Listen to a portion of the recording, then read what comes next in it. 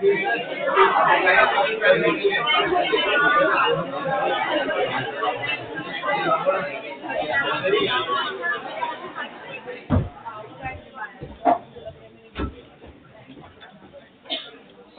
afternoon, everyone. So first of all, welcome to APMA. And my name is Ritanandan Var.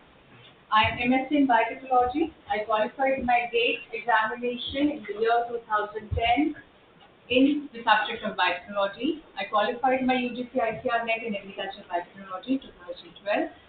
I worked as a research fellow in Central Institute of Cotton Research. I have been teaching in university for various graduate and postgraduate courses.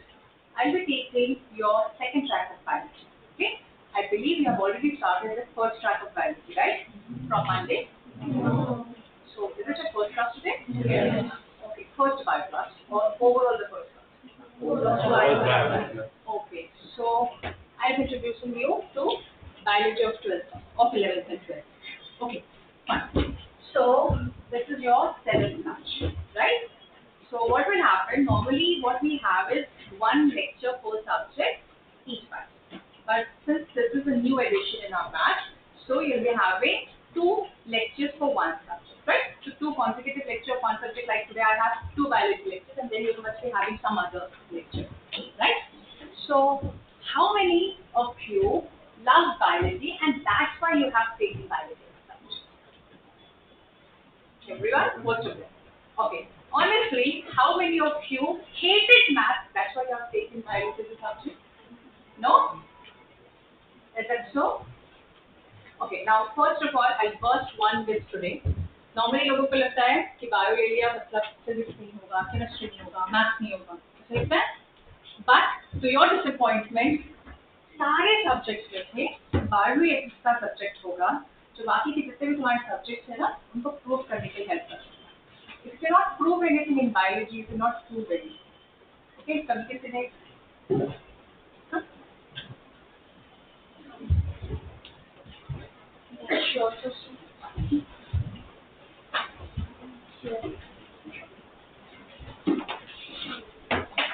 Okay, so bio में ऐसा नहीं होता कि maths नहीं होगा. You will be having certain calculations also. So normally हमारे experience के हिसाब से होता है कि स्टूडेंट्स को लगता है कि मैथ्स बिल्कुल नहीं होता, तो जब न्यूमेरिकल्स आते हैं बायो में, जेनेटिक्स में, बायोटेक के चैप्टर्स में, तो ना उन्हें 2+2 भी ऐड करने में परेशानी हो जाती है. दिमाग में ना एक मेंटल ब्लॉकेट आ जाता है कि मैथ्स तो करना नहीं था, अब कैलकुलेशन कहाँ करें. ओके, सो बायोलॉजी एक ऐसा सब्जेक्ट होगा जहाँ पे you will not only learn the concept, logic, but also you learn how to apply that particular. Okay, 11th और 12th की बायोलॉजी शुरू होती है. फर्स्ट ऑफ ऑल 11th में you might have seen the syllabus और जो index page होगा. Your first chapter is living. Okay, so basically we go from defining living organisms, then to their classification, and then detailed study. Then we pick up one species that is human, और फिर बाद में उसका हर एक type का जो organ system होता है that is. Okay, in between you'll also come across some fascinating organisms जिनको थोड़ा सा डिटेल में पढ़ना होगा, like cockroaches, frogs. Okay, we'll be studying ऐसे डिटेल में छोटा-छोटा सा part, and you'll love that part. Or you cannot skip that part because every year they ask questions on frogs and cockroaches. This recent examination only they had I think 2-3 questions based on frog only. Okay, वो तुम्हें fingertips पे याद हो जाएगा. That's not a concern. Okay, now अब मुझे बताओ what did you study in your 10th standard? क्या क्या पढ़ा था? How many of you are from CBSE? So I think CBSE you had only one chapter life processes जिसमें सब कुछ डाल दिया है ना, one paragraph each of it. Then SSC, okay, you had better both there. Then ICSE, okay. So I guess CBSE वालों का जो साइंस होता है थोड़ा सा होता भी है, नहीं भी होता है. तो उसको साइंस डिफाइन करेंगे या नहीं करेंगे पता नहीं. वो एक डेफिनेशन दे देते हैं and then they leave the topic up to your imagination. कितना समझना है समझ लो, है ना. तो लाइफ प्रोसेसेस का एक पहले एक चैप्टर हुआ करता था जिसमें एक्सपेक्टेड सिस्टम में हाफ पैराग्राफ, एक paragraph, that's it. Okay, that is just the definition that you might have studied in your 10th step. Okay, science first of all you need to be open to learn science. Normally students जब पुरानी class से नई class में आते हैं, सो they have that थोड़ा पुराना वाला इम्प्रेशन कि मैंने तो वो क्लास में ये पढ़ा था, तो वो अब 10th तक ना थोड़ा सा भूल जाना। ओके, क्योंकि साइंस ऐसा होता है जो स्टेजेस में इवॉल्व होता है। तो जितना हम 10th में पढ़ते हैं, why do we study till that? क्योंकि वहाँ पे उस लेवल की, उस एज के अंडरस्टैंडिंग के हिसाब से कंसेप्ट उतना ही बताया जाता है। ओके, तो हो सकता है कि कुछ कंसेप्ट यू विल फाइंड कि तब पढ़े थे वो सही थे और अब पढ़ोगे तो वो रॉन्ग है। ठीक है, तो जो अपडेटेड होता है that is always the correct version. Similarly जैसे when you study 11th and 12th, यहाँ पे भी एक लिमिटेशन होता है कि जितना एनसीईआरटी का गाइडलाइन होता है, जितना सिलेबस प्रिस्क्राइब होता है, विल टीच दैट मच, पूरा लॉजिक कंसेप्ट एवरीथिंग। पर जैसे ही when you go to first year, you will find out कि कुछ तो हमने कंप्लीट कर, doesn't mean कि 11th and 12th में wrong होता है, but up to this particular age या level you are supposed to study that। ठीक है ना?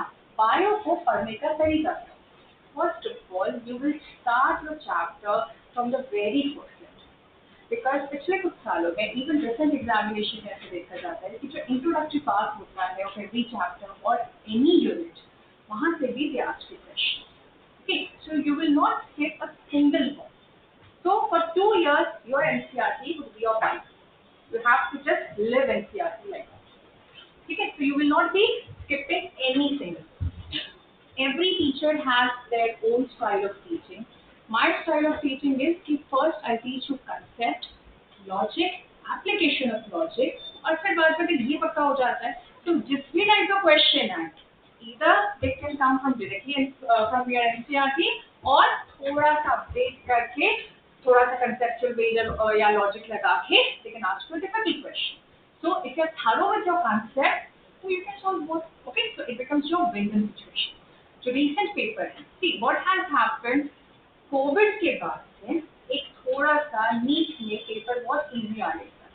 थोड़ा कोविड के टाइम पे एक लेवरेज मिल गया, लीनियंसी आ गई, सो एवरीबॉडी थॉट कि बायो तो बहुत इजी है, सो स्टूडेंट्स भी बायो को बहुत कैजुअली लेते हैं कि बायो में तो 360 में से 360 यूं ही मार लेंगे।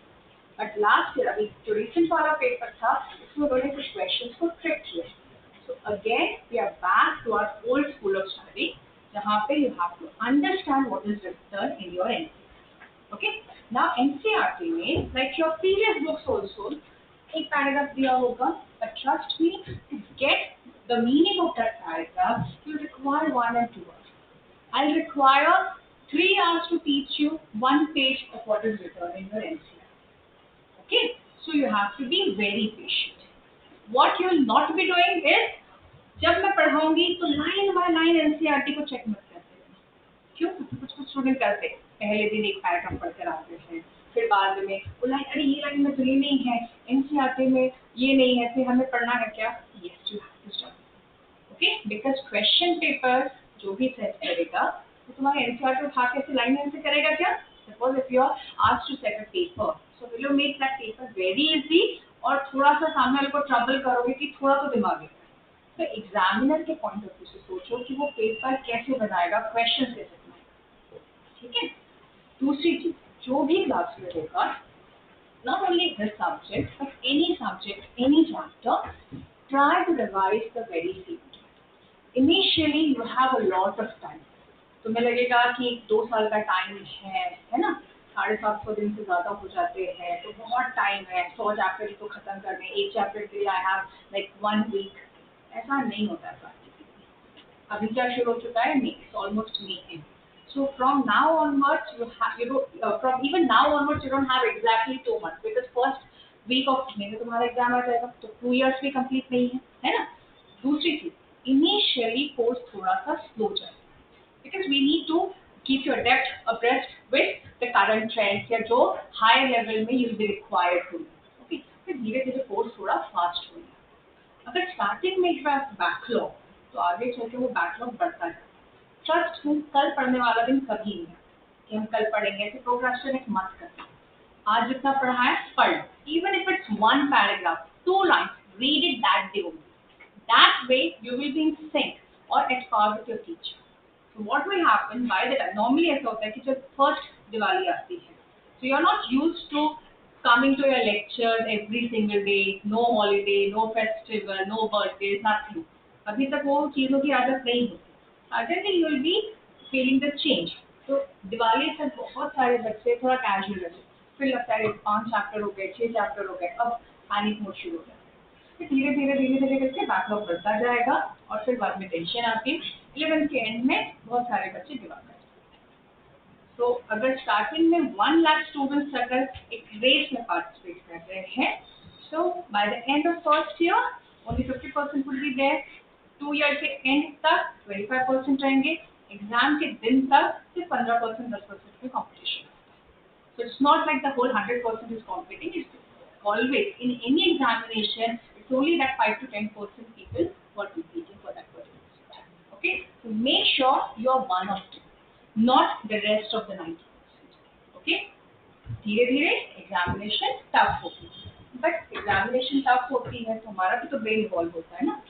तो 6th स्टैंडर्ड में थे तो 7th स्टैंडर्ड का कोर्स डिफिकल्ट लगता होगा. बट अब जब 10th पास हो गई है तो 9th इजीली था, डिफिकल्ट लगता है.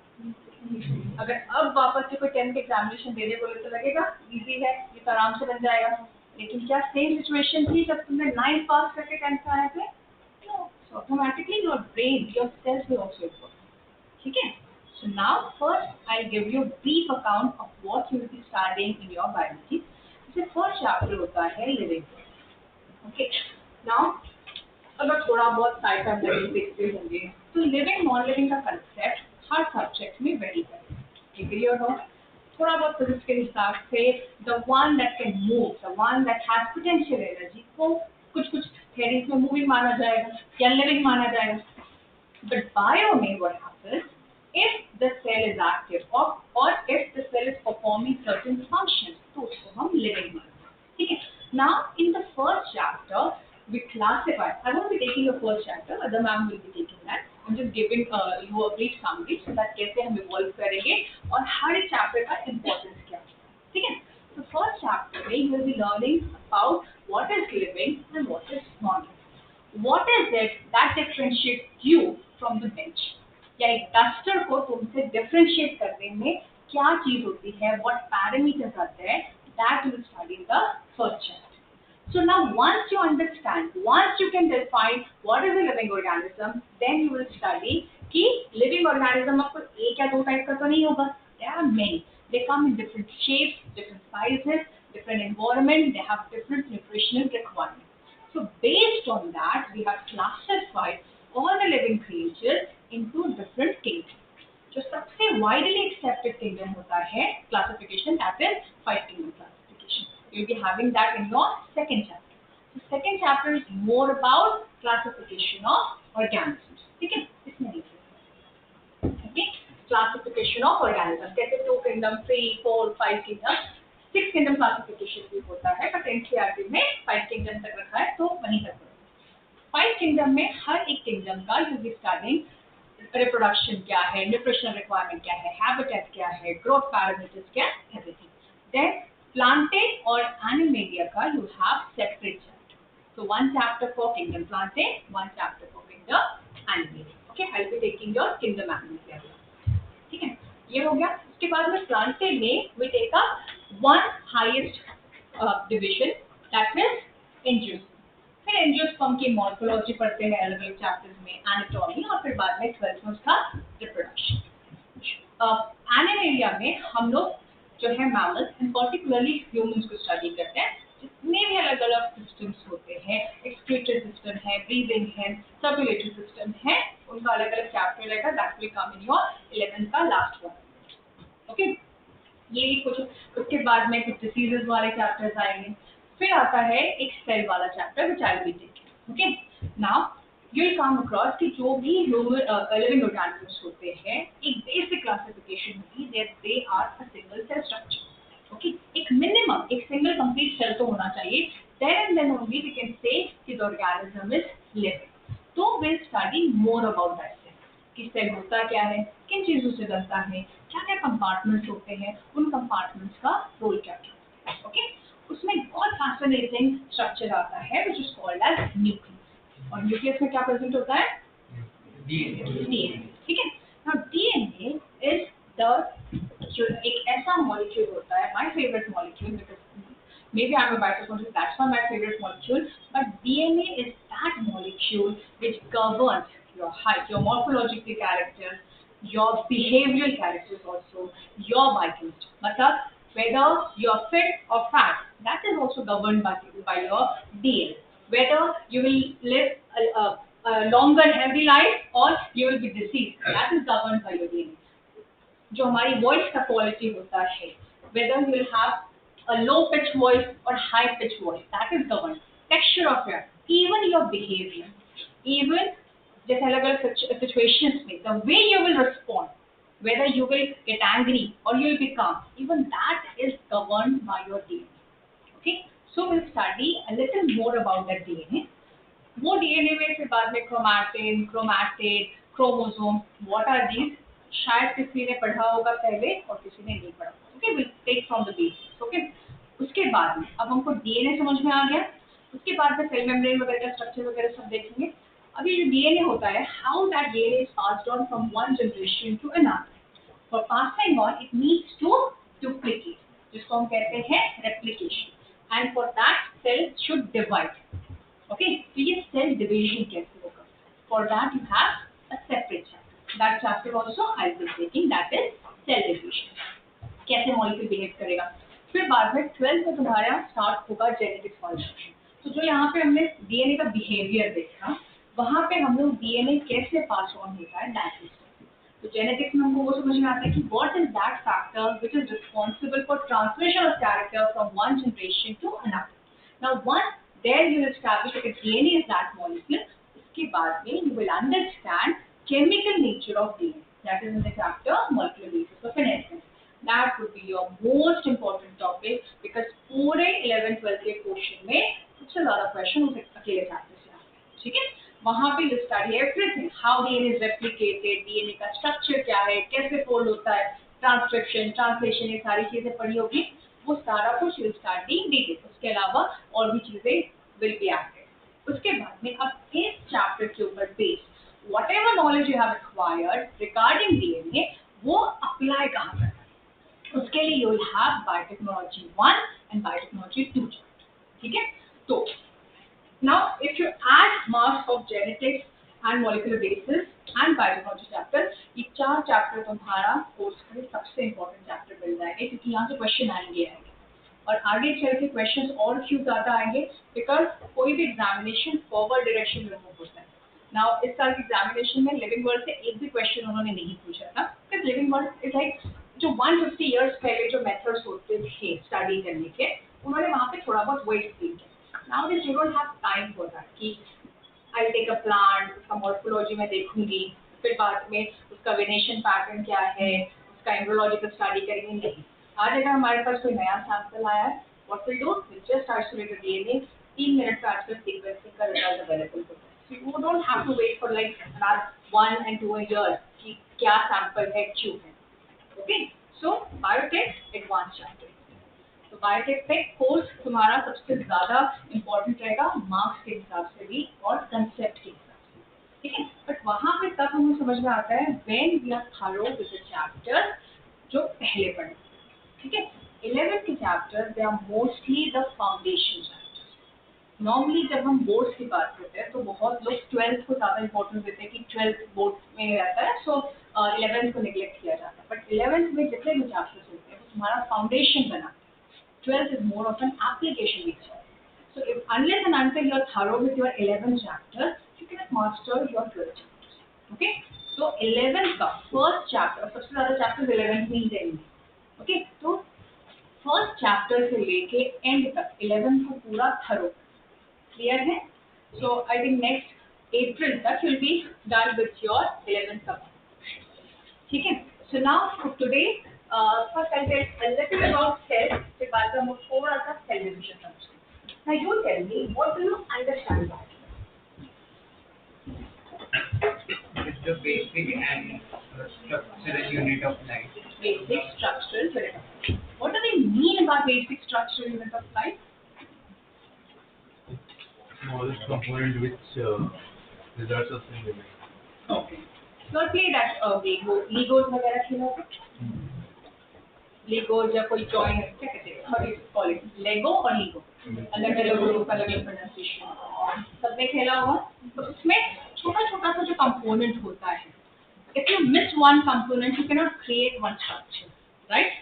So वो जो छोटे छोटे कंपोनेंट्स होते हैं वो कहलाएंगे structural unit of that particular toy or whatever, ठीक है. तो वैसे ही जो भी लिविंग ऑर्गेनिज्म होता है उसका सबसे छोटा structure which is important, that is your cell.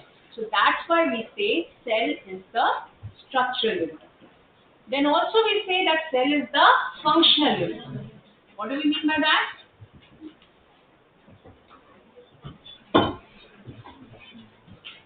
Protein production. मुझे बात करेंगे. फंक्शन मतलब एक ऑर्गेनिज्म को फंक्शन करने के लिए जो सबसे बेसिक फाउंडेशन बेसिक बुनियादी चीज बनेगी वो क्या रहेगा? सेल. ठीक है.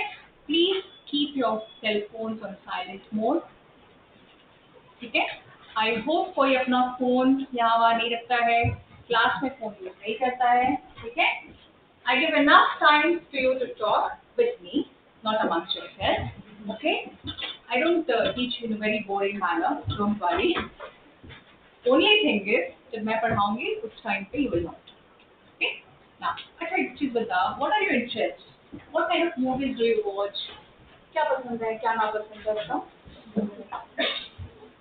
So that I can give you those examples. What kind of you watch movies? Okay. What kind of movies? Horror, thriller, sci-fi, drama. Horror and thriller. Conjuring, IT, it's more क्या grudge वाला है. So वहाँ से तो I don't want to take any example because we have to study living organisms. Okay? We are not going to study any corpuscles over here. और क्या पसंद है? क्या? Okay. और Biography. biographies, okay. And okay. और okay, we watch animation. So how many of you watch Marvel and DC? That would be better. This much only. Is it getting older now? Okay. How many of you watch animation? Japanese anime और वगैरह? कितनी? बाकी लोग करते क्या हो? हाँ? क्या देखते हो? अच्छा शिनचैन वाला जनरेशन कौन सा है? नारुतो, वन पीस वाला कौन है? ओके. डोरेमोन वगैरह भी तो देखते हो? डोरा, डोरेमोन वगैरह? अच्छा. के ड्रामा टाइप कौन है? शर्मा मत. It will be between you and me only. I'm not going to judge you on the basis of your choices. Don't worry. I have better examples if I know what your choices is. अच्छा, what is the common thing amongst you all? क्या है तुम्हारा trend, viral thing? हाँ? What do you watch?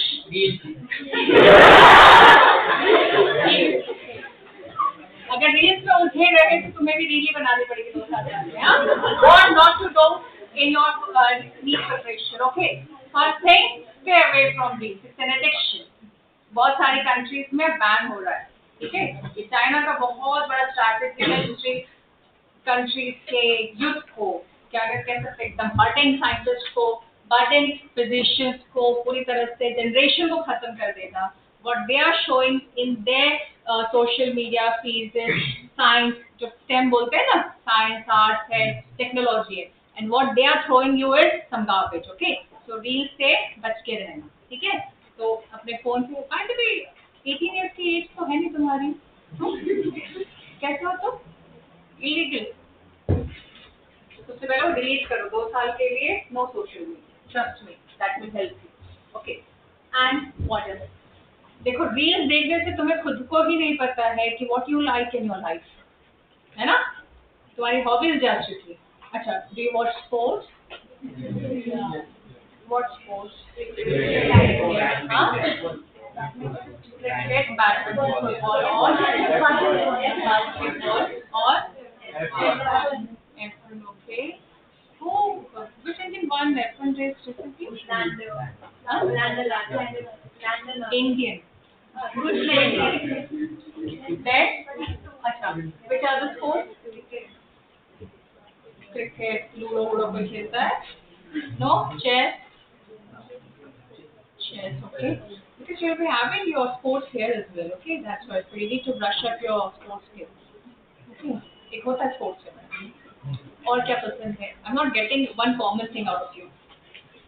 कुछ और बता. क्या movie देखी तुमने? मिशन इम्पॉसिबल देखी है. ठीक है, ओके. फिर बाद में फाइनल डेस्टिनेशन वगैरह देखते हो? अच्छा, काफी लोग हैं. मार्वल्स कितने लोग देखते हैं? तो क्यों नहीं देखते? मार्वल्स देखो तो पुराने वाले कॉमन सेंस फिर भी किसी का 70% तक एक बैच का ना है, ऐसा बहुत मुश्किल हो गया. Anyway, we'll come up with better. Suppose now you know कि there is something called a cell. ठीक है? Cell comes in various shapes and sizes. Normally हम लोग एक थोड़ा elongated cell जैसे muscles वगैरह में पढ़ोगे, circular, spherical, coccoid. Bacterial world जब हम पढ़ते हैं वहाँ पे हमको बहुत ज़्यादा फैसिनेशन होता है because there you will see star shaped cells also, square shaped cells also. Okay, होते हैं naturally, synthetic नहीं है. They are like being produced by nature itself. Okay, हर सेल में there is one boundary जो उस सेल को separate करती है from the external. Okay, that is called as cell membrane. ठीक है, सेल मेम्ब्रेन को हम cell membrane, bio membrane, plasma membrane तीनों नाम से. Am I audible to the last page? Okay. Now, in some of the types of cells, जैसे कि fungus हो गया या फिर प्लांट्स हो गया, बैक्टीरिया हो गया, उसमें इस सेल के बाहर भी एक दूसरा मेम्ब्रेन होता है, एक दूसरा स्ट्रक्चर होता है, that is called as cell. ठीक है? ये क्या हो जाएगी हमारी सेल. ठीक है? अब सेल मेम्ब्रेन के अंदर वाला जो भी पार्ट होता है, that is your protoplasm. Protoplasm first. Okay, protoplasm का मतलब every single molecule, every single organelle, every single thing that has been enclosed by your cell. ठीक है? अब इस सेल मेम्ब्रेन के अंदर में ढेर सारे अलग-अलग ऑर्गेनेल जो है सस्पेंडेड हैं. ठीक है? बहुत सारे अलग-अलग टाइप के ऑर्गेनेल क्या होते हैं? Suspended. This is one building, that is your one cell. इस बिल्डिंग के अंदर अलग-अलग रूम्स बने हुए हैं. ओके, कोई 303 होगा, कोई 404 होगा. So these are different compartments or different rooms. Similarly, एक सेल में भी अलग-अलग rooms होते हैं. Those are called as cell organelles. What are they called? Cell organelles. Now every single organelle will have its own dedicated function. ठीक है? कुछ organelles throughout जो भी biological domain होते हैं वहाँ common होंगे. And some of the organelles will be unique. जैसे कुछ होगा जो सिर्फ प्रोकैरियोट्स में यूनिक होगा, कुछ सिर्फ प्लांट में यूनिक होगा, कुछ सिर्फ एनिमल्स में यूनिक. That will see जब हम लोग सेल वाले हैं. ओके, तो यहाँ पे सबसे फैसिनेटिंग स्ट्रक्चर होता है जिसको हम क्या कहते हैं? न्यूक्लियस. बैक्टीरिया में यानी प्रोकैरियोट्स में they do not have nucleus, but in eukaryotes, that is plants हो गए, animals हो गए, they have nucleus. Now, nucleus is also called the brain of the cell. What is called? Brain of the cell. तो कुछ तो ऐसा nucleus में होना चाहिए जो सेल को चलाने का काम करता है. What is that? DNA. Do anyone know? Like, does anyone know what is the full form of DNA? Deoxyribonucleic acid. ऐसा कहा जाता है कि suppose if you remove DNA from a cell, the cell will become dead. कि अगर मैंने nucleus भी हटा दिया तो भी सेल क्या है? डेड. एनीवेज अगर सेल में से न्यूक्लियस हटा दिया तो सेल तो ऐसे ही मर जाने वाला है. हम बता ही नहीं सकते क्यों जिंदा रहेगा. सेल में से न्यूक्लियस निकालने के लिए तुमको सेल को ब्रेक करना पड़ेगा. ठीक है? अब ना व्हाट इज हिज डीएनए? कोई बताएगा डीएनए क्या होता है? कितना पता होता है? सब कुछ पता होता तो डायरेक्टली नीचे एग्जाम लिखे होते. तो Sharma. What do we mean by DNA? या क्या होता है? What is the understanding by DNA? Even if it comes from Jurassic Park का मूवी तो भी चलेगा. तो इतना important molecule है कि जिससे मूवी बन जाती है. हाँ. It has data. Has data. Okay. और it is cell like structure good. Then to next generation. It is transferred to next generation. Okay, good. Contains genetic material. Contains genetic material. It is basically the genetic material. Okay, good. Okay. Bolo. Macromolecule. It's a macromolecule. Okay. Bolo. See, you will come up with the answers. Try. Or Nucleotide chain. it's a nucleotide chain there, right? Or it has a double helical structure. It has a double helical structure, good. Or बोलो ठीक है okay तो जो DNA होता है जो DNA that we study जैसे कि he said it's a double helical structure okay we'll be studying about the structure of DNA molecule basis वाला जाएंगे ठीक now double helical structure का मतलब where you have two threads अभी फिलहाल DNA किससे बना है केमिकली छोड़ दो सपोज करो दो थ्रेड्स तुम्हारे पास हैं you intertwined है एंटैंगल कर दो एक स्पेसिफिक ऑर्डर में वो बन गया तुम्हारा क्या डबल हेलिकल स्ट्रक्चर जैसे दो थ्रेड जैसे चोटियां बनाते हैं तो दो थ्रेड हो जैसे जैसे आपस में उसको एंटैंगल करते जाओ that becomes your double helical structure ठीक है जैसे चॉकलेट का रैप होता है एक पर्टिकुलर डायरेक्शन में तुम उसको रैपिंग करोगे वो बन गया हमारा double helical structure double helical structure का मतलब ऐसी दो लाइंस होगी ओके जो आपस में क्या हुई है इंटरट्वाइंड हुई Now, ये लाइन किससे बनी होती है ये लाइन होती है एक पॉलीन्यूक्लियोटाइड चेन क्या होती है पॉलीन्यूक्लियोटाइड मतलब जब मेनी न्यूक्लियोटाइड जो ऐसे आपस में बाउंड होंगे एक स्पेसिफिक बॉन्ड के थ्रू उससे बहुत लंबा सा चेन बनता है ऐसे हमारे पास कितनी पॉलीन्यूक्लियोटाइड चेन होगी डीएनए में ठीक है दोनों का ओरिएंटेशन वगैरह अलग रहता है वो बात की बात और ये दोनों क्या हो गई इंटरट्वाइन हो गई That is your DNA का thread, ठीक है? अभी इसको हम ऐसे डबल हेलिकल स्ट्रक्चर को से कहते हैं thread. Now DNA का लेंथ कितना होता है? Any guesses? जो नंबर बोल सकते हो मार्क्स नहीं कहते. What should be the length of DNA? तो एक छोटा सा सेल एक नंबर बोलने में क्या जाता है? It can speak up in kilometers also. 7 micron. 7 micron. That is the size of nucleus. Or even RBC. So जो nucleus 7 micron का है तो उसके अंदर वाली चीज कितनी बड़ी होनी चाहिए? एक लॉजिक लगा रहा है.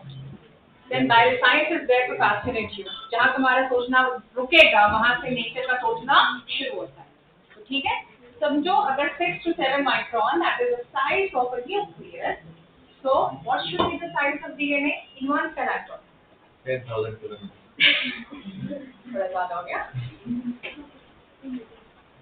that is 2.2 meters okay now which one is bigger micron or meter कितना डिफरेंस होगा दोनों में जिस का -3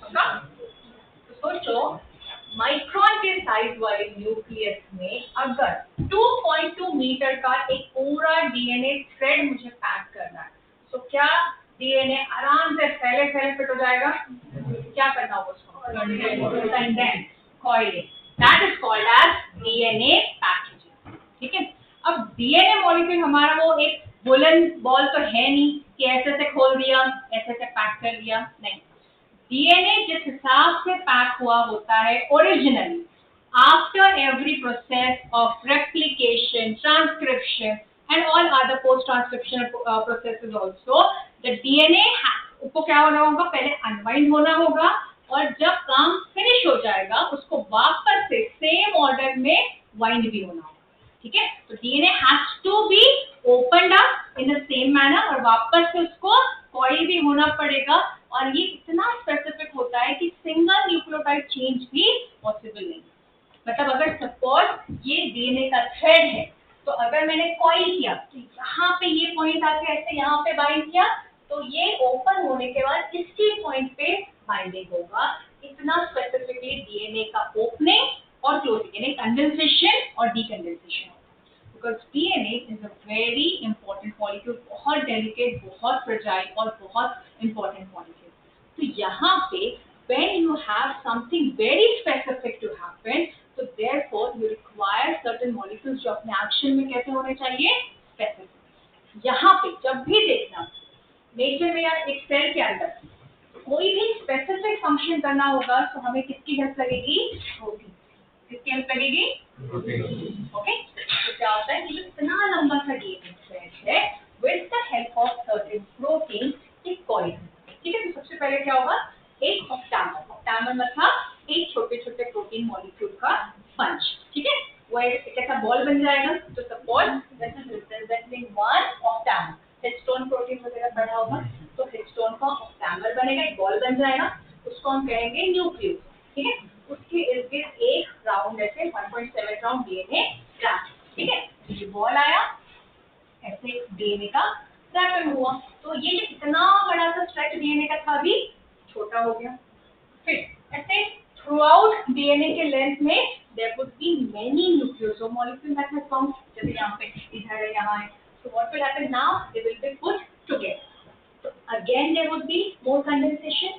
okay, तो ये इतना बड़ा थ्रेड अब इतना हो गया, again there would be compression, again there would be condensation। so as a result जो लास्ट में हम लोग एक ऐसा क्रोमोसोम का स्ट्रक्चर बनाते हैं एक शेप का, so that is nothing but representing your structure like ये जो सेल डिवीजन हम लोग पूरा पढ़ेंगे, I'll tell you the whole packaging। ठीक है, तो ये जो हमको स्ट्रक्चर एक थ्रेड का दिखेगा या जो एक्स जैसा क्रोमोसोम जब हम देखते हैं, so that is not just that structure, तो बहुत ज्यादा कॉइल स्ट्रक्चर होता है which has taken up this shape। इतना क्लियर है? Now एक सेल के अंदर जो डीएनए होता है that you call genome. Genome का हो, जेनेटिक मटेरियल का हो, और नाउ डीएनए का हो, that would be the same। Now, जब ये ऐसा thread-like form में हो, okay, where the DNA is in thread-like form, that time we call it as chromatid। क्या कहेंगे? जब ये ऐसा thread-like होगा, जिसमें ये nucleosome protein form, nucleosome structure form होगा। Then, when this structure condenses, जैसे से condense होगा, this will be called as chromatid। क्या कहेंगे इसे? ठीक है, नाउ जो when replication happens, replication का मतलब होता है duplication of DNA, so this chromatic structure it gets duplicated। यहाँ पे मेरे पास अभी एक कॉपी है, अब DNA replication के बाद कितनी कॉपी हो जाएगी? 2 कॉपी हो जाएगी। That structure I call chromosome। Are you understand between the 3 terms? Okay, now अब किसी भी क्रोमोसोम में ये जो दोनों पार्ट हैं इन्हें हम क्या कहेंगे, क्रोमैटिड या क्रोमैटिन? ठीक है, अब बिकॉज अब ये दोनों एक जैसे डुप्लीकेशन से क्या हुआ, रेप्लिकेशन हुआ है, तभी तो इकट्ठा है, so they would be exactly the same, so that's why they are called as sister. क्या कहेंगे इनको? And this whole structure will be called as chromosome। Okay, now humans are diploid organisms। What do we mean by that? We get one set of chromosomes from either parent, one from mother, one from father। So suppose this is, let's say, chromosome number 1। ठीक है, अलग-अलग chromosome के number होते हैं, so suppose this is chromosome number 1। So our human cell will have one chromosome from father and one chromosome from mother। These two both are chromosome number 1 only, but one is coming from father, another one is coming from mother। So that means chromosome तो same ही है, but they are coming from different parents, so they contain the same set of genes, same information। वहाँ पर difference होता है, but otherwise they would be the same। These two chromosomes will be called as homologous chromosomes। क्या कहेंगे इन्हें? Okay, so chromosome number 1, chromosome number 1 homologous है या non homologous है? Chromosome number 1 and chromosome number 3 homologous non homologous? Understood? Now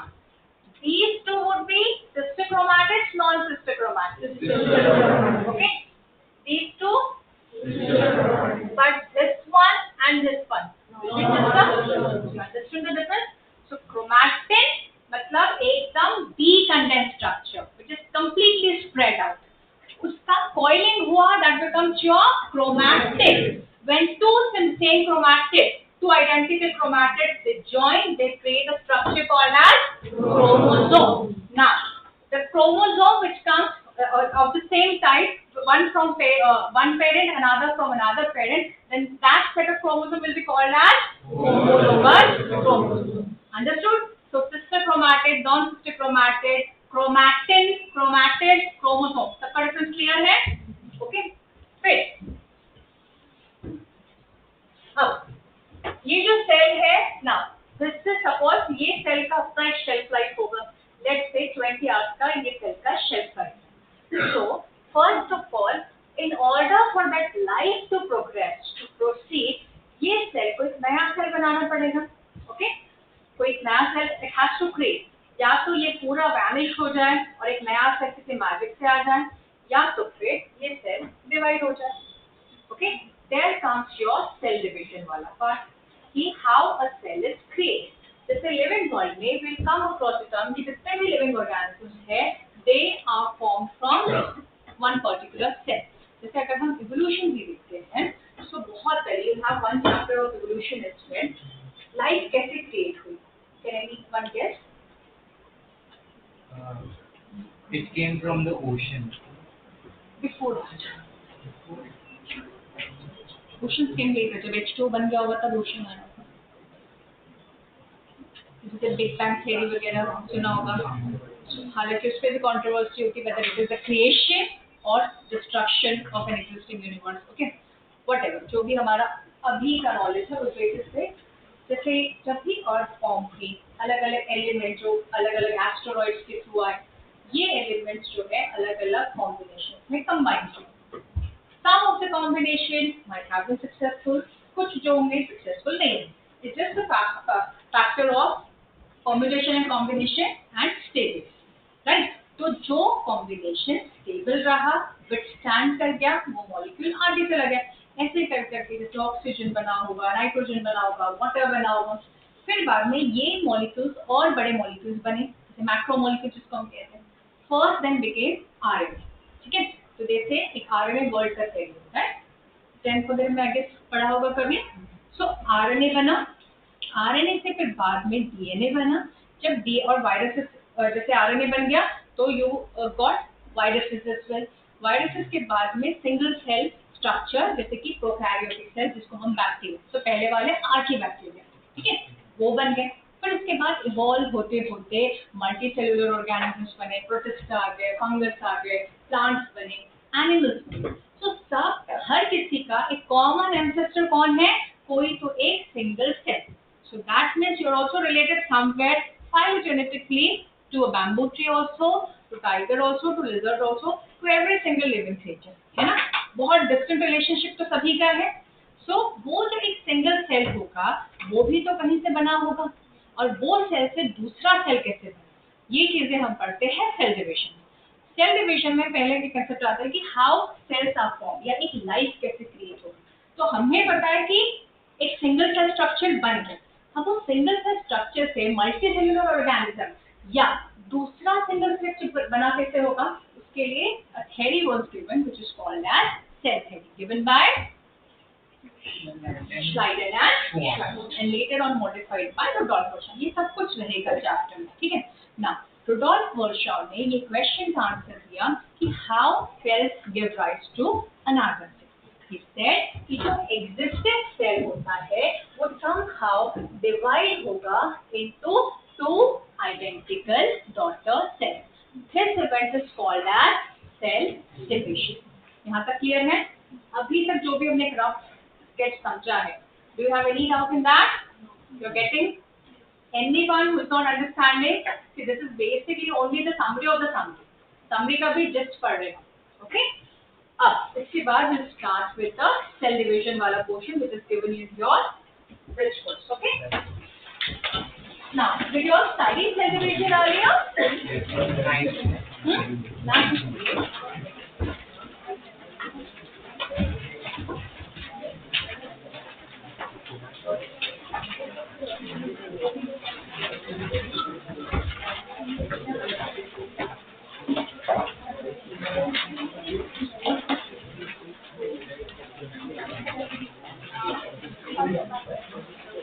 That would be 5.68. See, when we start with the actual chapters, you won't need to open the book first, okay? First I'll explain and then you'll read, okay? Now, अभी जो मैंने तुम्हें concept समझाया, that is chromatid, chromosome and genetic material. Do you get that? Can you read those two lines? To understand the concept of cell division and its types, let us first get familiar to basic concepts of genetic material, chromatin, chromosome, concept of ploidy and DNA replication. You are thorough with these two lines? I'll explain to you what is ploidy. Okay. Now, do you understand what do they mean by genetic material? Yes.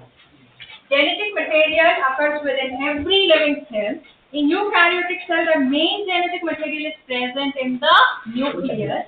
Functional segments of DNA are called genes. A gene is a segment of DNA which expresses a particular character in an individual, that is height and color. Now suppose ये हमारा पूरा का पूरा DNA, ठीक है? Now वहाँ पे जो लाइन लिखी ना, functional segments of DNA. Now, जैसे हमारा human genome that comes around 3 to 10 raised to power 9 bases का हमारा पूरा human genome होता है. Okay, one base मतलब one nucleotide. जैसे हमारी body में 3 into 10 raised to power 9 nucleotides होते हैं in its haploid country. ठीक है? तो अब ये जो पूरा DNA है, इसमें the whole of the DNA does not give rise to any function. Okay?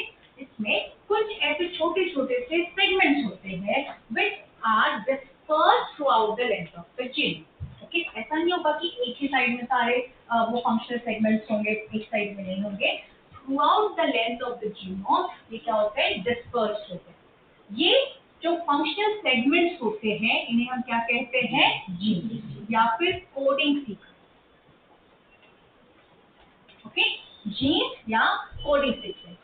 So, what do you call a gene? It is that segment of DNA which gives rise to a protein. Okay?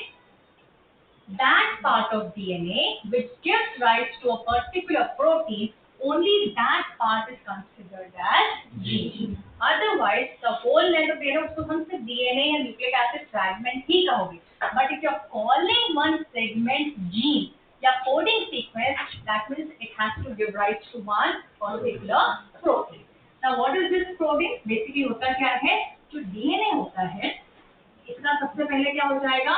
Replication. So suppose अगर मेरे पास में one copy of DNA की है, so after replication I'll have two copies of the same DNA. ठीक है? मतलब duplication हुआ. तो हम लोग photocopies निकालते हैं, तो ये क्या हो गई है? Replication मतलब DNA की photocopy बन गई. ठीक है? रेप्लिकेशन के बाद में क्या होता है? इस डीएनए से बनता है एमआरएनए. क्या बनेगा? इस प्रोसेस को हम क्या कहेंगे? Transcription. Formation of mRNA from DNA. DNA में सारा का सारा डेटा है. It carries the code. Okay, जो भी लाइफ को चलाने के लिए, बनाने के लिए जो कोड लगता है वो किसमें है? डीएनए. लेकिन इससे इस इंफॉर्मेशन को पहले कन्वर्ट करना होता है, ट्रांसलेट करना. इसी दूसरे स्क्रिप्ट. ठीक है? That other script is mRNA. जैसे कोई फ्रेंच वगैरह में लिखा हुआ है, हमको समझने के लिए इंग्लिश में कन्वर्ट करना, तो वो कन्वर्जन क्या हो गया? ट्रांसक्रिप्शन. अब एमआरएनए हो गया जिसमें एक समझने वाली भाषा है कि सेल को पता है कि इस एमआरएनए का मतलब क्या. अब उस चीज को एग्जीक्यूट कराना, काम करवाना, तो उसके लिए क्या बनना होगा इस एमआरएनए से? Protein. Okay, this is called as translation. ठीक है? ये पूरा मॉलिक्यूलर बेसिस में आएगा. ठीक है? कितना पार्ट समझ में आया? तो डीएनए से क्या बनेगा? एमआरएनए. एमआरएनए से क्या बनेगा? प्रोटीन. तो दैट पार्ट ऑफ डीएनए जिससे ये प्रोटीन हमें मिल सकता है, that part of DNA will be called as gene. ठीक है? तो सपोज अगर ये पार्ट ऑफ डीएनए है, इससे मुझे कोई प्रोटीन नहीं मिल सकता, तो क्या ये जीन होगा? ठीक है? So now you understand how will you differentiate the whole DNA as gene or non-gene या non-coding sequence. समझ में आया? On the basis of whether it expresses a protein or not. If that sequence fragment, if it codes for a protein, if it can form a protein, then that can be called as gene or coding sequence. और बाकी का fragment जो protein नहीं बनाएगा वो क्या कहलाएगा? Non coding sequence. वो जीन कहलाएगा क्या? नहीं। So all genes are DNA but all DNA are gene, ठीक है? तो जैसे वेन डायग्राम में बनाते हैं ना, दिस रिप्रेजेंट डीएनए, तो इसका एक फ्रैगमेंट क्या हो जाएगा हमारा? अंडरस्टूड? सेल के now why there is a need of formation of protein? Because cell के अंदर जो भी बेसिक कोई भी काम हो, किसी मॉलिक्यूल को सेल के अंदर लाना है, कोई रिएक्शन कैटालाइज करनी है, कोई चीज को फॉर्म करना है, कोई चीज को ब्रेक करना है, सेल को बनाना है या सेल को किल करना है, फॉर एवरी सिंगल एक्शन जो वर्कर्स लगते हैं, those workers of the cell, they are the protein. So suppose if a cell has DNA, if a cell has mRNA, but अगर प्रोटीन ही नहीं बन रहा तो कोई काम का है क्या? नहीं। ओके, इंफॉर्मेशन है, फर्स्ट लेवल ऑफ एग्जीक्यूशन भी हो गया, काम करने के लिए वर्कर्स नहीं है तो सेल सर्वाइव कर पाएगा नहीं। तो मैंने अगर एक सेल लिया, सारे प्रोटीन्स को किल कर दिया, कैन सेल सर्वाइव? क्लियर है? You understand the difference between gene and protein, gene or non-coding sequence? Now you will be surprised to know कि हमारा human DNA होता है, उसमें सिर्फ और सिर्फ 1.5 to 2% of the DNA is the coding sequence. Okay? तो जो हमारा 3 into 10⁹ basis का haploid content का DNA है, उसका maximum 2% का DNA होगा, that is your coding sequence, यानी कि gene, rest is not gene. But that is also very important. Okay? है? तो यहाँ तक समझ में? Now, there is one term that is called as ploidy. Now, different organisms or different species, they vary from each other in the number of chromosomes their one cell will get. ठीक है? जैसे suppose कोई एक cell होगा जिसमें कौन सा attendance डाले 79 देखो हमारा इतना डाले वरती अटेंडेंस हो जाता है, सो फर्स्ट बेंच पे वो कॉर्नर में ये पास है। ओके ना, प्लॉइडी का मतलब क्या होता है कि एक सेल के अंदर जो भी टोटल नंबर ऑफ क्रोमोसोम होगा in one set, that is called as ploidy. जैसे ह्यूमंस में one set of chromosome is 23 chromosome, that is one set. So that we say कि प्लॉइडी क्या हो गई, वो सिर्फ हैप्लॉइड हो गई। लेकिन ह्यूमंस में वी आर डिफरेंट बिकॉज हमें एक सेट मिलता है मदर से, एक सेट मिलता है फादर से, so that's why we are different. तो ये मल्टीप्लाई बाय 2 हो जाएगा, दैट इज योर 46। तो ये 46 क्रोमोसोम्स कैसे होते हैं? 46 अलग अलग क्रोमोसोम है क्या? नहीं, 23 डिफरेंट टाइप्स ऑफ क्रोमोसोम। यहाँ तक समझ में आया? सो अब प्लॉइडी का मतलब क्या हुआ? One set of chromosome. One set of chromosome हमारा हो गया हैप्लॉइड, इसी का डबल सेट है तो डिप्लॉइड, ट्रिप्लॉइड, टेट्राप्लॉइड, ऐसा। यहाँ तक समझ में आया? नॉर्मली जो फंक्शनल ऑर्गेनिजम्स होते हैं वो डिप्लॉइड, ट्रिप्लॉइड या टेट्राप्लॉइड एनिमल्स जो होते हैं वो सर्वाइव नहीं कर पाते, और अगर हमने artificially create they are term, जैसे लाइगर सुना होगा, म्यूल सुना होगा। ओके, बट जो टेट्राप्लॉइड या पॉलीप्लॉइड, पॉलीप्लॉइडी का मतलब जहाँ पे बहुत सारे सेट ऑफ क्रोमोसोम्स, जैसे यहाँ पे 2n है तो वहाँ पे 4n हो सकता है, 6n हो सकता है, तो ये प्लांट के केस में सक्सेसफुल होता है। तो जो हम लोग अलग अलग वैरायटी ऑफ मीट या राइस कंज्यूम करते हैं, सो वो टेट्राप्लॉइड पॉलीप्लॉइड होते हैं, वहाँ पे प्लांट्स में सक्सेसफुल होता है, एनिमल्स में मल्टीपल प्लॉइडी सक्सेसफुल नहीं होती। प्लॉइडी का मतलब समझ में आया? ये भी इससे ब्रीफ है, इसके ऊपर कोई क्वेश्चन नहीं आएगा, बस सिर्फ थोड़ा सा समझने के लिए, ठीक है? So now genetic material, DNA is the genetic material with every living cell. In eukaryotic cell, the main genetic material is present within the nucleus. The functional segments of DNA are called genes. A gene is the segment of DNA which expresses a particular character in an individual. Height, item. कुछ character, ये जो characters होते हैं इनको हम क्या कहते हैं? phenotype. क्या कहेंगे?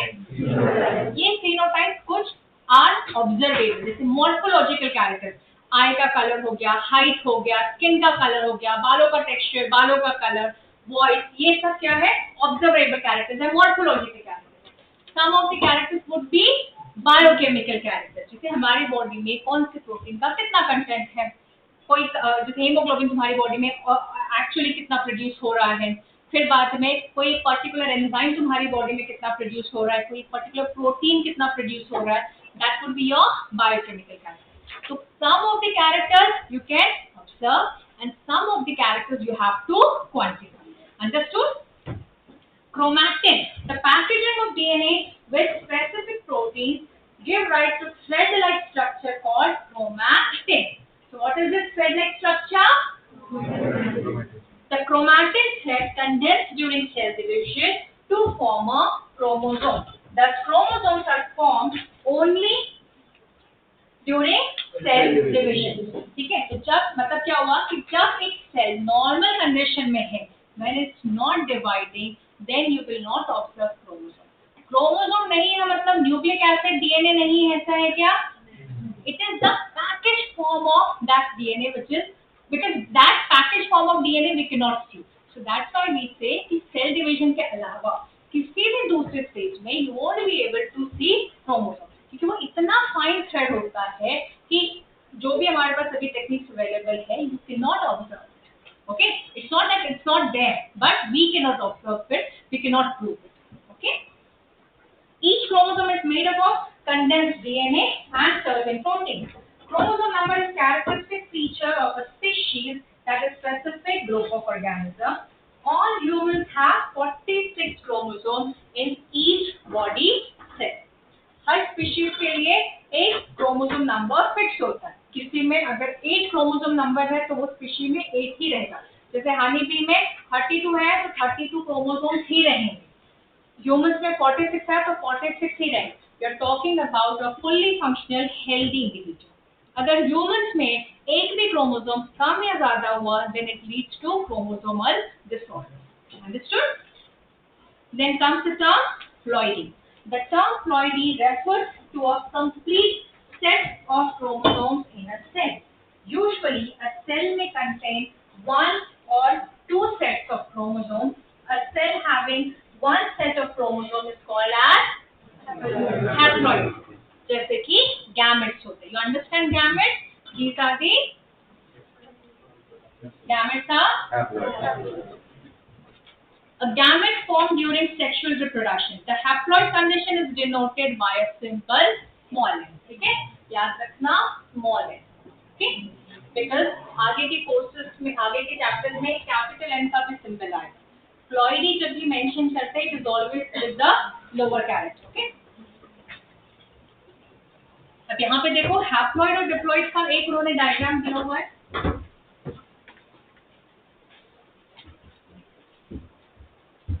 तो वहां पे देखोगे हैप्लॉइड वाला जो सेल, उसमें देखो सिंगल सिंगल थ्रेड है, 3 अलग अलग कलर के, यू कैन सी. और डिप्लॉइड में सेम कलर के दो सेल्स है और दो फ्रैगमेंट्स हैं या थ्रेड्स हैं. Understood?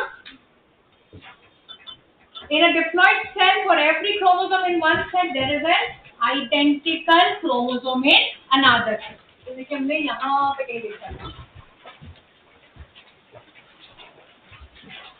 For every chromosome in one cell, there is identical chromosome in the other cell. The pairs of identical chromosomes are called homologous chromosomes. In humans, each body cell has how many pairs of chromosomes? Homologous 23. So total number of chromosomes would be 46. But if they ask you about pairs, that would be 23. A cell sometimes may contain more than 2 sets of chromosome and is called polyploid. ठीक है, तो 2 से ज्यादा set हो गए तो कितने क्या कहलाएगा? पॉलीप्लॉइड. तो इसमें ट्रिप्लॉइड हो गया, टेट्राप्लॉइड हो गया, उसके आगे जितना भी रहेगा. Okay. Depending upon the number of sets of a ploidy, a cell can be called triploid or tetraploid. That is 4. Understood this much? यहाँ तक क्लियर है? इसके बाद एक टॉपिक उन्होंने लिखा है, दैट इज डीएनए रेप्लिकेशन. यहाँ पे जो हमने डीएनए रेप्लिकेशन देखा था, मतलब कभी 2 लाइन है. ठीक है. डीएनए रेप्लिकेशन replication का मतलब होता है where you create an exactly identical copy of the DNA molecule. ठीक है, सपोज हमारे सेल के अंदर ये DNA है, ओके, इसकी एग्जैक्टली जैसी की वैसी copy banana, that process is called as DNA replication. You can also call it as DNA duplication. Duplication बोलो या replication बोलो, या simple layman language we can call it as photocopy banana DNA. But DNA ऐसा वैसा कोई molecule तो है नहीं कि एरर से जाएगा, कहीं इंक कम ज्यादा हो गई, एक लेटर मिस हो गया. Even if there is a single nucleotide change, then it can cause mutation. और अगर humans में ये mutation हो गया, it can cause to dyslexia. जैसे सिकल सेल एनीमिया का नाम सुना होगा, ओके, एक सिंगल न्यूक्लियोटाइड का म्यूटेशन होता है, because of it there is a difference between एक सिकल सेल एनीमिया का पेशेंट और एक नॉर्मल पेशेंट. तो सिकल सेल एनीमिया के पेशेंट के डीएनए में और एक नॉर्मल पेशेंट के डीएनए में एक न्यूक्लियोटाइड का change, 3.3 to 10 raised to power 9 bases, 3.3 to 10 raised to power 9 nucleotides में से एक न्यूक्लियोटाइड का चेन बनाता है एक पर्सन को हेल्दी या तो फिर sickle cell anaemia. You understood? So that means ये जो डीएनए रेप्लिकेशन का प्रोसेस तो ऐसे ही हो जाएगा क्या? No, it has to be carefully done. बहुत सारे अलग अलग प्रोटीन्स होते हैं, स्टेप वाइज रेगुलेटेड मैनर में ये डीएनए रेप्लिकेट होता है. ठीक है, सिर्फ डीएनए रेप्लिकेट नहीं होता है, ड्यूरिंग डीएनए रेप्लिकेशन इसका प्रूफ रीडिंग भी होता है. यानी एक कुछ एंजाइम्स होते हैं जो चेक करते रहते हैं कहीं कोई एरर तो नहीं हुआ. कुछ होते हैं जो सामने से चेक करेंगे, कुछ डीएनए को ऐसे पीछे बैकवर्ड जाके चेक करेंगे. ठीक है, मतलब in any orientation, in both the orientation DNA will be checked for any wrong nucleotide been added. यहाँ तक क्लियर है? अब डीएनए रेप्लिकेशन होगा कैसे? हमारे पास एक डबल हेलिकल स्ट्रक्चर है, ओके. तो होता क्या है, व्हेन वी से कि डीएनए इज रेप्लिकेटिंग, सबसे पहले ये जो स्ट्रक्चर होता है ये थोड़ा सा ओपन होता है. ठीक है, ओपन होने का मतलब क्या होगा कि जैसे ये जो ऐसा कॉइल्ड स्ट्रक्चर है, अब यहाँ पे ऐसे हाइड्रोजन बॉन्ड्स होंगे तो ये ऐसे ब्रेक होंगे, तो ये पार्ट ओपन होगा. पार्ट ओपन हुआ, उसके बाद में नए स्ट्रैंड्स ऐसे synthesise. As a result of DNA replication, at the end of DNA replication, यहाँ पे इस फ्रैगमेंट से बनके एक नया फ्रैगमेंट मुझे मिल गया और इस फ्रैगमेंट से बनके भी मुझे एक नया फ्रैगमेंट मिल गया. एक चीज सेट जाएगा एक सेल में और एक दूसरा जाएगा दूसरे डॉटर सेल में. तो क्या यहाँ पे ऐसा हुआ है कि किसी एक डॉटर सेल में completely new brand new DNA गया है, किसी डॉटर सेल में ओनली द ओल्डर स्ट्रैंड्स गए हैं? नहीं, both the daughter cells will receive one parental DNA and one newly formed DNA. यहाँ तक समझ में आया? ये बहुत स्टेप वाइज होता है, अभी सिर्फ इंट्रोडक्शन में इतना ही समझना. ठीक है, तो basically what will happen, DNA replication का मतलब क्या होगा, डीएनए का डुप्लीकेशन. जो डीएनए डुप्लीकेशन मतलब एक न्यूक्लियोटाइड बाय न्यूक्लियोटाइड एडिशन होके नया मॉलिक्यूल. ठीक है, कि डीएनए डुप्लीकेशन कैसे होगा, सपोज ये हमारे पास में एक फ्रैगमेंट है. ठीक है, अब यहाँ पे नया एडिशन होगा, there is something called as complement base complementarity. जैसे अगर ग्वानिन है उसके सामने जी ही आएगा, मतलब सी है तो जी आएगा, जी है तो सी आएगा, ए है तो टी आएगा, टी है तो ए आएगा. सपोज अगर मेरे पास ऐसा सीक्वेंस कर दिया है तो इसमें नया स्ट्रैंड जब बनेगा तो ये ऐसा बनता जाएगा. ठीक है, ऐसे होके दोनों स्ट्रैंड क्या होंगे, एग्जैक्टली कॉपी हो जाएंगे. यहाँ तक क्लियर है? ठीक है, अब ये जो प्रोसेस होता है डीएनए रेप्लिकेशन का, सेल के अंदर हमेशा नहीं होता है. क्यों? बिकॉज सेल के अंदर हर डीएनए का एक सिंगल नंबर मेंटेन है. अगर वो डबल हो गया तो वो सेल को एडवांटेज हो जाएगा कि कोई ज्यादा से ज्यादा प्रोटीन बनाएगा और फिर ज्यादा से ज्यादा न्यूट्रिएंट्स को यूज करेगा. तो डीएनए रेप्लिकेशन में will occur only when the cell has to divide. So before division, only cell DNA will replicate. Okay, so क्या हमेशा रेप्लिकेशन होता रहेगा? No, it is an event which will occur only when the cell has to divide. ठीक है, कुछ exceptions आएंगे वो बाद में बात करेंगे. ओके, तो अगर एक सेल को डिवाइड डिवाइड होना है तो सबसे पहले उसको क्या करना होगा, अपने डीएनए को बढ़ाना है। जैसे ये सेल है, अगर मुझे इस सेल से 2 सेल बनाना तो लेट्स से इसका जो भी ये डायमीटर है ये है 2 सेंटीमीटर का, सेंटीमीटर सेल से होके अभी के लिए, ठीक है। अगर मुझे सेल से 2 इक्वल साइज के सेल बनाने हैं तो क्या 1 सेंटीमीटर के बनेंगे या 2 सेंटीमीटर के बनेंगे?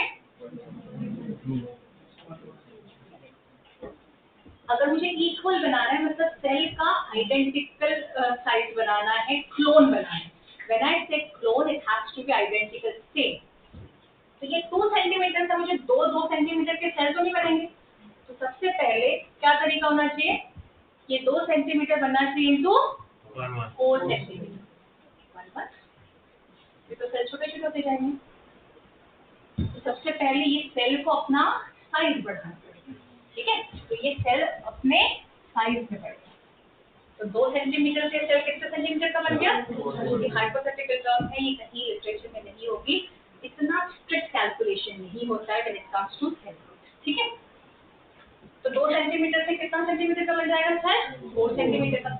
अब फिर सेल का साइज बढ़ा के तो नहीं होगा, सेल के अंदर जो अलग अलग इंग्रेडिएंट्स हैं तो फिर when you have to divide, partition करना है, तो ऐसा होगा कि एक को 4 प्लॉट दे दो, एक को 1 ही दे दो, नहीं, पार्टीशन मतलब इक्वल, ठीक है। सो सेल के अंदर के जितने भी कंटेंट है सब कुछ, माइटोकॉन्ड्रिया हो गया, प्रोटीन हो गया, साइटोप्लाज्म हो गया, सब कुछ विल बी इक्वली डिवाइडेड। सबसे इम्पोर्टेंट मॉलिक्यूल क्या है? डीएनए। अब डीएनए के पास, सेल के पास तो डीएनए का एक सेट था, एक डिप्लॉइड, तो क्या वो आधा आधा देके हैप्लोइड बनाएगा? नहीं, वो क्या करेगा, सपोज अगर सेल के पास 1 ग्राम डीएनए था तो वो आधा आधा ग्राम डीएनए देगा क्या? नहीं, वो सबसे पहले, ठीक, when I say cell division it is formation of the same parent of the cell which is same as that of the parental cell. Parental cell से हाफ या डबल नहीं चलेगा, एग्जैक्टली वैसा ही बनाना है, तभी उससे हम कहेंगे कि सेल जो है इक्वली डिवाइड हुआ, ओके। तो अगर सेल के पास पहले 1 ग्राम डीएनए था, अब सेल को बांटना है डॉटर सेल्स में, तो उसको पहले 1 ग्राम को डुप्लीकेट करना होगा। तो इसीलिए सेल सबसे पहले क्या करेगा, जब भी सेल को डिवाइड होना होता है सेल अपना डीएनए कंटेंट बढ़ाएगा। क्या बढ़ाएगा? डीएनए कंटेंट, क्वांटिटी बढ़ाएगा, नंबर में, okay. They would get different, 1 ग्राम से डीएनए कितना ग्राम हो जाएगा? 2 ग्राम। नंबर बढ़ेगा कि 46 क्रोमोसोम थे तो अब 92 हो जाएंगे? नो, ठीक है। कंटेंट डीएनए का बढ़ाएगा, यानी कि डीएनए की क्वांटिटी बढ़ाएगा, और फिर सेल का साइज भी बढ़ेगा, और फिर 2 डॉटर सेल में वो equal amount of DNA provide करेगा। यहाँ तक क्लियर है? अब ये प्रोसेस होने के लिए, डुप्लीकेशन होने के लिए जो पार्ट लगेगा, that you will study in replication वाला चैप्टर, दैट इज मॉलिक्यूलर कि how DNA gets duplicated, okay. Cell division वाले चैप्टर में वी विल स्टडी कि how a cell is divided into 2, understood. तो एक टॉपिक जो होता है उसके सब टॉपिक्स अलग अलग चैप्टर्स में होते हैं, यहाँ तक समझ में? तो सेल डिवीजन के लिए सबसे पहले सेल को क्या करना होता है, a cell has to grow in size, and secondly it has to duplicate its DNA content. Number no, chromosome का number no, only the DNA content, quantity को वो डुप्लीकेट करेगा। यहाँ तक क्लियर है? So DNA replication, every DNA in the cell replicates before cell division begins. Now what will happen अगर cell division start होकर DNA replicate नहीं हुआ, तो will you get 2 equal daughter cells? No. One parent by replication forms 2 identical daughter DNA. Understood? यहाँ पे किसी को कोई doubt है? Just look at the lines only. We haven't yet studied the whole mechanism. Okay? Then comes types of cell division. Generally, living cells are capable of undergoing cell division. These cell divisions can be classified into 2 categories, mitosis and meiosis. In each type, the nucleus divides first, that is karyokinesis, followed by division of cytoplasm, that is cytokinesis. Okay, now.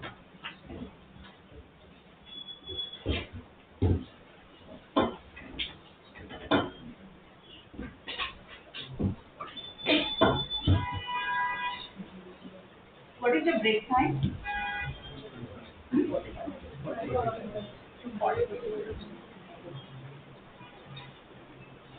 Now see, for life to continue, every cell has to divide. ठीक है? जब तक एक cell divide नहीं होगा वो organism में number of sales नहीं बढ़ेंगे। फॉर एग्जाम्पल कोई बैक्टीरिया है, ठीक है, कोई बैक्टीरिया है, अब उसका जो भी लाइफ स्पैन होगा, लेट्स से 20 डेज का अगर वो बैक्टीरिया का लाइफ स्पैन है या 20 आवर्स का लाइफ स्पैन है, उसका लाइफ स्पैन हो गया, वो खत्म हो गया। अगर ऐसे ही होता कि सेल डिवाइड ना करते तो वो बैक्टीरिया हमेशा के लिए वैनिश हो जाता, एक्सटेंड हो जाता। अब कोई एनिमल देख लो या प्लांट देख लो, अगर किसी प्लांट का तुमने कोई एक लीफ काट किया या कोई स्टेम कट किया, क्या ग्रोथ वहीं रुक जाता है या एक नया ब्रांच निकलता है? नया ब्रांच निकलता है।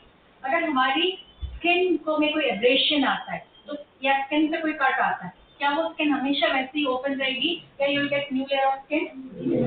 That means every phase of during every phase जो सेल्स होते हैं न्यू बनते रहते हैं। ओके, बट अगर किसी के हार्ट का एक छोटा सा पार्ट कट हो जाए, नया हार्ट बन जाएगा? नहीं, राइट? मतलब not all cells will divide. हर सेल वेरी करेगा on the basis of their cell division capacity. जो इनिशियल सेल्स होते हैं, जो स्टेम सेल्स होते हैं, उनमें एक कैपेसिटी होती है that they can divide an number of times. Okay, कुछ सेल्स हमारी बॉडी के जैसे कि skin cells, they can also divide indefinite number of times, but some of the cells they will divide only when required. जैसे liver के sales हो गए, 1 year के बाद में they can regenerate, but brain के cells they will never divide। एक बार एक ब्रेन का सेल हमारी बॉडी में बन चुका है, like by the time we are born, जितना नंबर ऑफ ब्रेन सेल्स हमारे पास जितने न्यूरॉन्स है, only that number will remain। Size बढ़ता है, सिनेप्सेस बढ़ते हैं, बट द ब्रेन सेल का नंबर नहीं बढ़ता। कहते हैं कि दिमाग बढ़ता है, दिमाग नहीं बढ़ा, only the neuron का साइज बढ़े। और अगर तुमने ज्यादा रील देखी तो सिनेप्स फॉर्म नहीं होंगे, डिग्रेडेशन होगा, and your brain cells cannot divide because you don't have that mechanism of cell division to brain के सेल्स को डिवाइड कर सके। रील्स का ये डिसएडवांटेज होता है। ओके, इसीलिए जैसे जब हम लोग कोई चीज एनालिटिक करते हैं, क्रिटिकल थिंकिंग की, तो थोड़ा दिमाग चलता है ना, क्यों? क्योंकि ब्रेन सिनेप्स बना और तभी ब्रेन शार्प हो। ओके, तो हर सेल वेरी करेगा on the ability of that cell division. Some of the cells they will divide an number of times, कुछ टाइप के सेल्स होंगे which will divide only when required, and some of the cells they will never divide. जैसे heart cell एक बार form हो गया, that will never divide. Brain cell form हो गया, नेवर डिवाइड। स्किन का सेल क्या हमेशा ही बनते रहेगा? हमेशा बनते रहेगा। आज तुम्हारी स्किन ऐसी है, कल फिर 2 के बाद ऐसे तो पूरा पहाड़ बन जाएगा। Only when there is a need, कोई स्किन डैमेज होती है,